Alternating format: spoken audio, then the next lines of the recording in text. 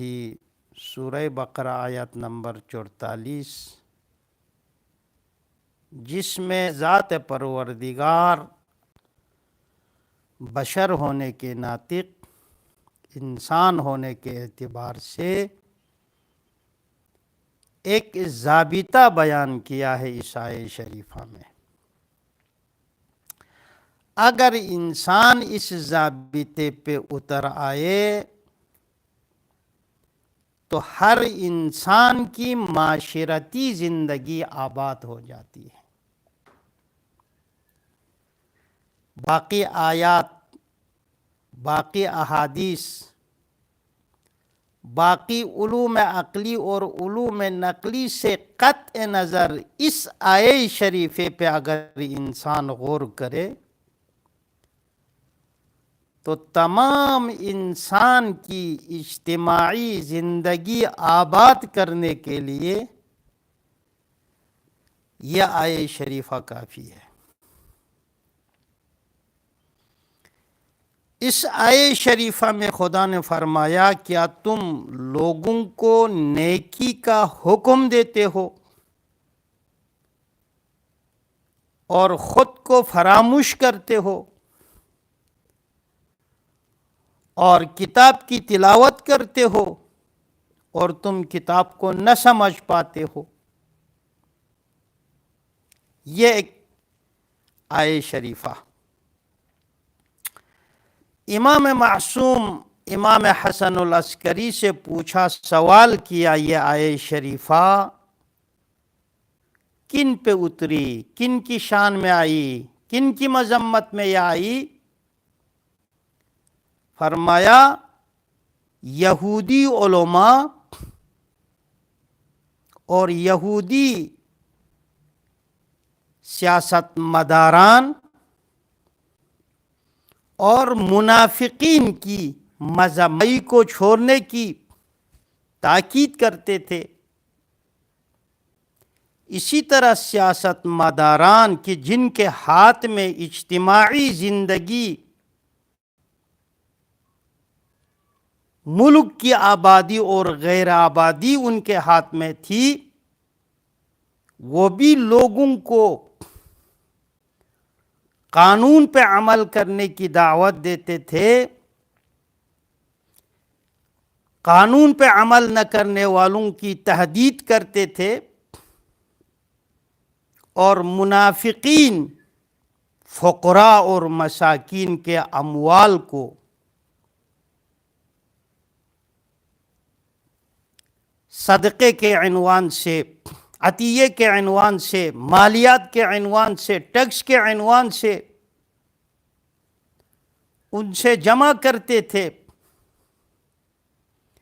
ان کی مذمت میں یہ آیہ شریفہ اتر آئی ہے، اور یہ عالم بشر کے لیے ایک ضابطۂ حیات ہیں۔ دانشمندان حضرات اگر عمل بمعروف نہی عن المنکر کرتے ہو تو اس آیہ شریفے کے مطابق سب سے پہلی شرط یہ ہے کہ خود عامل ہو، معروف پہ خود عمل کرنے والا انسان ہو، منکر کو خود چھوڑنے والا انسان ہو۔ اگر انسان ممبر سے عمل بمعروف نہی عن المنکر کرے، واعظ و نصیحت کرے، ارشاد کرے، پیغمبر کی احادیث آیات کا ترجمہ کرے، لیکن خود اس آیات شریفے کے اگر عامل نہیں ہے، اس پہ اگر وہ پابند نہیں ہے، وہ اس آیہ شریفے کا مصداق ہے۔ اسی طرح سیاست مداران، حکمران حضرات جو ملک کے قانون کو غریب طبقے پہ تطبیق کرتے ہو، غریب طبقے پہ نافذ کرتے ہو، اما خود آئین سے بالا تر سمجھ کر ہر کام انجام دیتے ہو، یہ آیہ شریفہ بیان کرتی ہے کہ تم ایک صدر کی حیثیت سے، تم ایک وزیر کی حیثیت سے، تم ایک حاکم وقت کی حیثیت سے لوگوں کو آئین پہ عمل کرنے کی دعوت دیتے ہو اور تم خود اس سے بالاتر سمجھتے ہو. تم بحیثیت ایک وزیر، بحیثیت ایک حاکم وقت، بحیثیت ایک صدر، بحیثیت ایک رئیس مملکت، آیہ شریفہ یہ بیان کرتی ہے باید وزیر پبلک سے پہلے آئین پہ عمل کرنے والا ہو، عالم لوگوں سے پہلے خود عمل بمعروف نہی عن المنکر جو زبان پہ بیان کرتے ہیں اس پہ عمل کرنے والا انسان ہو. لذا یہ آیہ شریفہ انسان اگر اپنے اوپر تطبیق کرے، لوگوں کو اگر تم دعوت دیتے ہو نیکی اور خوبی کا اور تم خود کو انجام نہ دیتے ہو، نیکی نہ کرتے ہو، خوبی انجام نہ دیتے ہو، تو یہ کون سا حکم ہے؟ کون اس حکم پہ عمل کرے گا؟ اور کتاب کی تلاوت کرتے ہو، یعنی قرآن کریم انسان کے ہاتھ میں موجود ہو، تورات انسان کے ہاتھ میں موجود ہو، انجیل انسان کے پاس ہو، اللہ کی طرف سے آئی ہوئی کتاب موجود ہو، اما اس پہ عمل نہ کرے تو یہ اتأمرون الناس بالبر وتنسون انفسکم وانتم تتلون الکتاب افلا تعقلون کا مصداق ہے. اللہ اکبر. پیغمبر اکرم ختمی مرتبت کل بھی اشارہ کیا، ابن مسعود سے مخاطب ہو کے فرمایا، ابن مسعود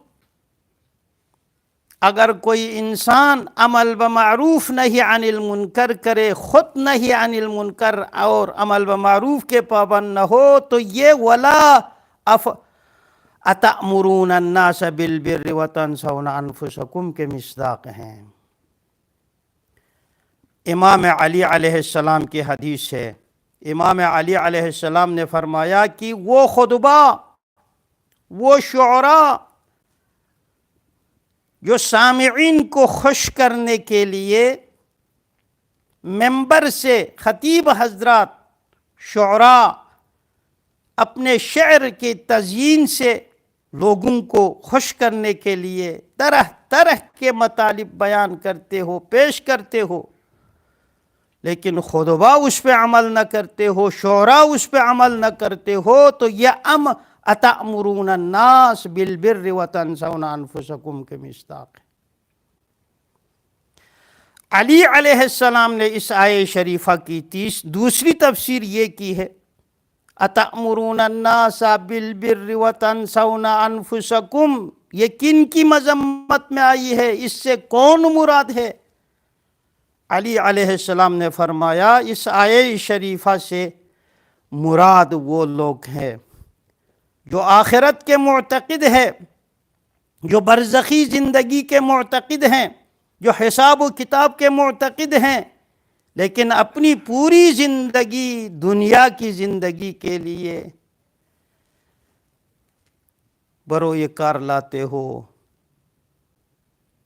یرید الآخرہ وَيَعْمَلُ الدُّنْيَا، آخرت کو چاہتے ہیں، برزخ کی سختی کو معتقد ہیں، لیکن کام جو انسان کرتے ہیں وہ صرف دنیاوی زندگی کے لیے کرتے ہیں. یہ اس آیہ شریفہ کے مصداق ہے.